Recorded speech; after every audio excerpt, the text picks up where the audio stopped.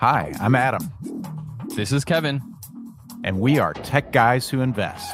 This is the place for business people and investors to learn all about investing. We offer a fresh perspective on what it's like to have a day job while investing, and we share lessons learned on our investing journey. Our vision is to educate and entertain you while adding tons of value to your daily commute. Welcome to our show. Hello, everybody. Welcome back to another weekly episode of the Tech Guys Who Invest podcast. First and foremost, we want to wish you a Merry Christmas. Merry Christmas, everyone. Now, one of the themes that we've been running into a lot from our most recent episodes with Chris Salerno and Tyler Chesser is adding value to other investors, especially if you are an active real estate investor. Even if you are more on the passive side, adding value is almost like a gift to other investors that you are giving. As such, we wanted to give you tips and ways that Adam and I are adding value to other investors. Yeah, so it just felt like a great Christmas theme to talk about giving to others. And, one of the ways that Kevin and I both do that is by adding value. And so we thought it'd be really neat to share ways we do that. These are ideas we hope you use. And maybe there are some you use that we won't talk about. We'd love to hear from you about those. One of the ways I like to add value is through education. And Kevin, I know you do as well. In fact, that's one of the reasons we started this show together. It's because we like to help people learn things that we've learned and share those things with them. So that's one of the biggest ways I like to add value is by educating other people. And a lot of times, the interesting thing about that is I'm teaching myself too. Agreed. I will constantly find that I learn things by teaching other people, and we'll have really rich discussions where nuances or different perspectives on it come out during that. Yeah, 100%. I love to educate. I love to share ideas, and I love answering questions wherever I can, fill in the gaps for people as far as knowledge goes. So that being said, if you want to reach out to us, talk to Adam about multifamily, talk to me about notes, tgwipodcast.com/contact, book a time on our calendar. We'd be more than happy to answer whatever questions we can in regards to multifamily investing or note investing. And I've done that for a couple friends. They've reached out and I said, hey, book a time on my calendar instead of having to go back and forth kind of thing. And we have a half-hour conversation or an hour conversation just talking about notes, understanding, hey, where are you at? What can I help you with? And what do you need help? Where can I point you in the right direction kind of thing? That's a classic example of giving back right there. You're sharing your time in addition to the education and the help you're giving people who do that. So when Kevin encourages you to sign up and talk to us, that's genuine. We would love you to. Sometimes people are a little bit timid to do that if they don't know us or haven't interacted with us before. But that's one of the things we enjoy doing is just kind of helping people out. So if you're thinking about it, do it. Go for it. We'd love to talk to you.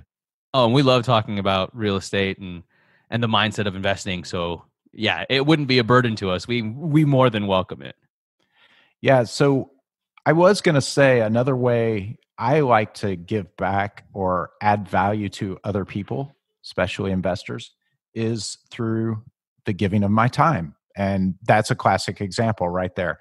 I actually value that more than anything. My time is my most precious thing. To give a few minutes to someone, just talking to them, for me personally, is a really big deal. And so I see that as one of the best ways I can help someone is to give them my time. And then I try to make what I do give them as valuable as possible. So how do you try to make it as valuable as possible? I guess let's say somebody books a time on your calendar or somebody runs into you, asks you questions about multifamily. What are ways that you yourself have added value?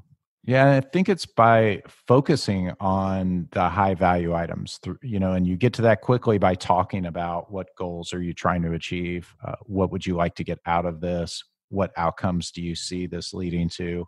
Once you clarify that, you can focus on that and, not waste it with fluff or things that aren't very meaningful, but getting right to it. Now, there are certain times, like in casual conversation, if you're just hanging out with a friend, it's totally okay to be that. And in that case, it's not a waste of time. But if someone wants to have a conversation and they're trying to get a question answered or they need help with something, it's one of the things I like to do to try to get that to them and really serve them, help them get what they need. Yeah. And for me, the way I would add value also, like you said, is understanding what they're trying to do. Because if somebody said, hey, talk to me about note investing, I could talk aimlessly in one direction, but it might not be the direction you want to go. So conversing with them, remembering that you're trying to understand how you can add value by talking to somebody. And then when I figure that out, most of the time it's giving resources to them. Whatever resources I'm leveraging to learn about the industry, about note investing, I throw it at them. I give them books, I give them Facebook groups, I give them podcasts that I listen to, sometimes even specific podcast episodes. Hey, this is most important, or this is one that I learned so much from. And I give that to them because I think it's worth its weight in gold. Yeah, I think that's great. Active listening allows you to do that with them. Listening for what they really need and hearing what they're asking for, not just waiting to tell them what you think they need, right? So absolutely, that's really helpful to them. Another thing you just mentioned there that I also think is a great way anyone could give value to another person is by directing them to resources, giving them credible resources that help them find answers they're looking for. Podcasts, articles, blogs, links, news sources that are credible. So that's another great way to give value to other people. Yeah, I agree. Because you're actively learning something, you're actively searching, and you have to, it's okay to think, oh, I learned this. Don't assume that somebody knows it. Because I think that it's also great if you share something that you've learned, it shows that you are making an effort to try and build the relationship, trying to add value. And I think that comes across really well. So I think that it's don't be afraid to share something, because I don't think you'll be faulted for, oh, I already saw that article. At least the people that I know, I don't expect them to be like, why would you share this with me? Yeah. And I think that's sometimes where people are reluctant to share because they think maybe this is common sense. People already know this, or it's, so basic. I'm sure they would know that, but that's all relative to where you are. And you may, that may actually be very valuable to someone who hasn't heard it before. And another quick and easy way to add value to people is bring people together. And it could be something like starting a meetup or just something like that, right? If you wanted to bring an actual community together, you could do that. You could do it on Facebook. You could create a Facebook group for something that is pertinent to what you're trying to achieve. But another thing you can do is brokering introductions, making sure that, hey, I for example, I had a friend that needed a type of a real estate attorney just because he was having issues with a property manager. And of course, I have a real estate attorney on my team.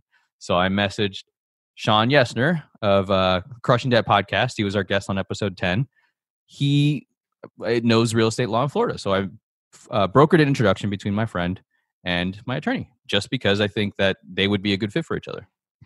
Yeah, that's one of the most valuable things you can do is connect people who are going to be able to either do some kind of business together or help each other out in some way. I think that's pretty awesome. Yeah, so sharing information also, I think, is a good way. As an educator, it may just be sharing an article, generating a discussion. Although on Facebook, things can get kind of weird when you share things with certain people disagreeing with you, whatever it may be. Everyone's got an opinion, which is fine.